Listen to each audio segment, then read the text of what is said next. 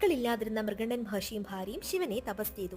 പ്രത്യക്ഷപ്പെട്ട ഭഗവാൻ 100 വയസ്സ് വരെ ജീവിക്കുന്ന ദുർഗുണനായ പുത്രനോ അതോ 16-ാം വയസ്സിൽ മരിക്കുന്ന നല്ലവനായ പുത്രൻ വേണോ എന്ന് ചോദിച്ചു. അവർ രണ്ടാമത്തേത് തിരഞ്ഞെടുത്തു. പുത്രൻ ജനിച്ചപ്പോൾ അവന് മാർക്കണ്ഡേയൻ എന്ന് പേരിട്ടു. തികഞ്ഞ ശിവഭക്തനായ കുട്ടി അച്ഛനിൽ നിന്നും തന്റെ വിധി മനസ്സിലാക്കി. 16-ാം പിറന്നാളിന്റെ അന്ന് മരണഭയത്താൽ ശിവനാമങ്ങൾ ചൊല്ലിയിരുന്ന കുട്ടിക്ക് കാലൻ വരുന്നത് കാണാമായിരുന്നു. കുട്ടി ഓടി, പുറകെ കാലനും. ഭഗവാനെ വിളിച്ചുകൊണ്ട് ഓടിയ കുട്ടി കൽപ്പാത്തി പുഴയുടെ വരമ്പത്തുകൂടെ ഓടി. കുട്ടി ഓടാനായി കുറുകെ നിന്ന പ്ലാവുമരം പോലും രണ്ടായി പിളർന്ന് വഴിമാറിക്കൊടുത്തു. അങ്ങനെ ഭൂമിയിൽ നിന്നും ഉയർന്നു വന്ന ശിവലിംഗത്തെ കെട്ടിപ്പിടിച്ച് കുട്ടി കരയാൻ തുടങ്ങി.